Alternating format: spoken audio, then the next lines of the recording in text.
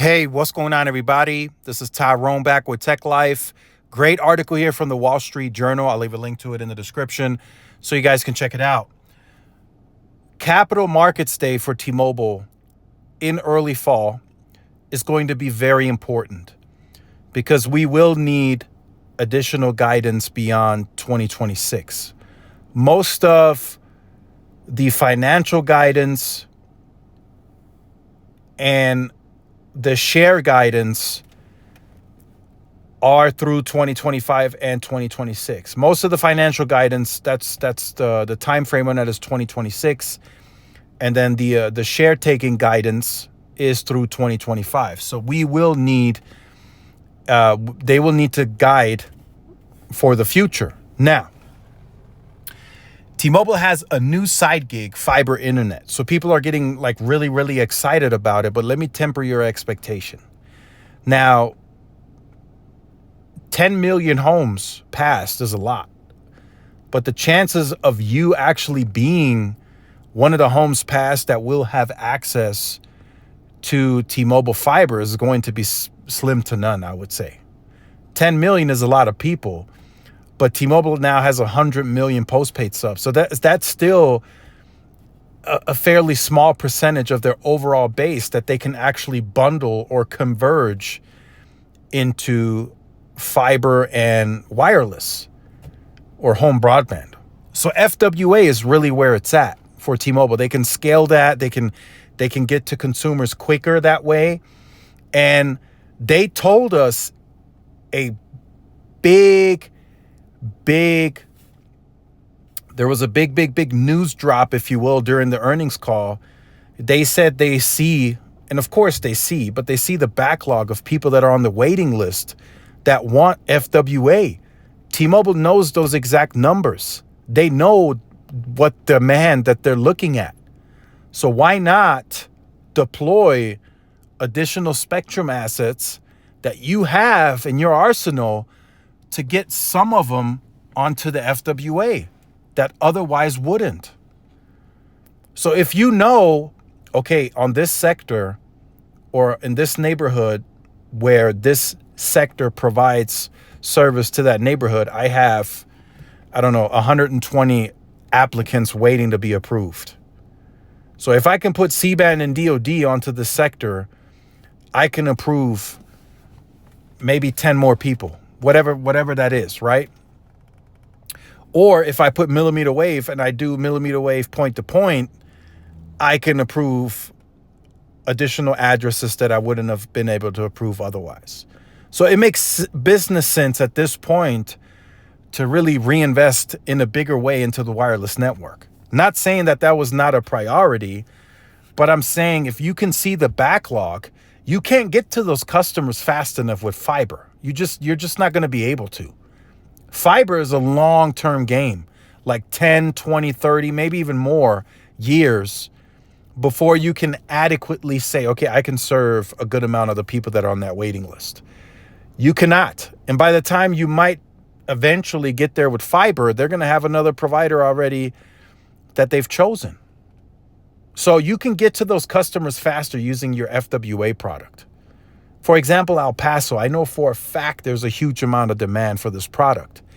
But T-Mobile has had to close these neighborhoods very early because they only had, before they did the spectrum swap, they only had 80 megahertz to work with.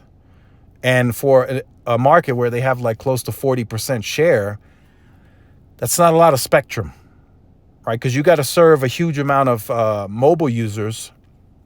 So yes, you can open up a few houses or homes passed with FWA, but you can't do it to the masses. So there's a lot of demand here. So let's get C-band up, right? You swapped the DoD for more N41.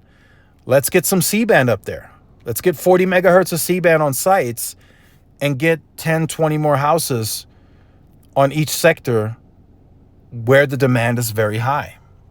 And in an area where the demand is just absolutely ridiculously high, you got to start looking at fiber, right? But again, that's the long-term play. So what's the next best thing? It's got to be millimeter wave. You got to be able to do millimeter wave point to point to, because that has a large amount of bandwidth. If you can get the right amount of backhaul into that millimeter wave, you can generate a ton of capacity, and that can hold tons more customers on FW. You don't want that demand to diminish, and then, those customers have already chosen someone else, and now there's less people for you to sell to.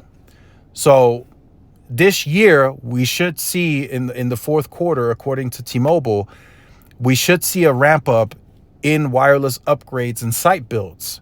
Now, with T-Mobile, majority already have already deployed N41. So what's next? It's got to be C-band and DoD.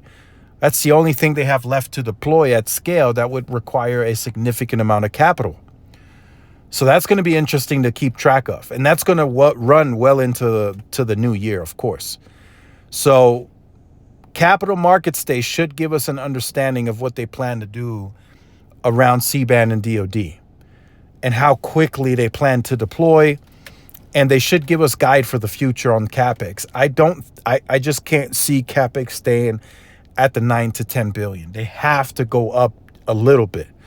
The competition is fiercely deploying and closing the gap on 5G. Just this quarter, as an example, Q3, if T-Mobile plans to take off the quarter because they're gonna load up Q4 with CapEx, Verizon and AT&T are spending big CapEx in the third quarter. So 3 months is a long time. 6 months is a long time in the wireless industry. You just don't have the opportunity to sit still if you're T-Mobile. You got to continue to deploy, and you got to keep going. You can't stop. So we need to see a CapEx increase. I've been preaching that for a long time now. I think 11 to 12 billion is a start, and then it needs to gradually go up bit by bit from there, just to defend their position on the networking. Eventually, if they lose Open Signal, Ookla, and then they never won Root Metrics, if they lose all three, they can't claim anything anymore. What are they going to claim? Second best network, second best 5G, second best speeds? No. So they're going to have to try and defend their network position.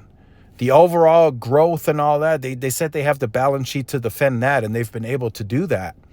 But the networking is playing an important role because they're using that to change the perception. And so far, it's been a pleasant network experience, but who knows what that looks like in the future when Verizon and AT&T are ramping up their network spending once again. So let me know your thoughts in the comments. I just wanted to talk about that a little bit on this Saturday, get your guys' opinion. Maybe you've still seen T-Mobile activity in your market. I'm seeing some here and there. I was made aware last night that T-Mobile upgraded another strand mount with N41, the Ericsson Air 4435. So that's interesting to keep track of on the strand mounts that helps them with capacity and everything else. So that's definitely good to see. But we'll see what else they do. I'll definitely keep an eye out on the permits and stuff for Q4. We'll see if they really ramp up with the upgrades. I'm also still tracking the FDD massive MIMO. So N25, N66 being moved to massive MIMO. I have not yet seen those upgrades, so maybe they move those to the fourth quarter. So let me know your thoughts in the comments. Like, share, subscribe if you're new. Follow my social media outlets. This is Tyrone with Tech Live. See y'all in the next one. Peace.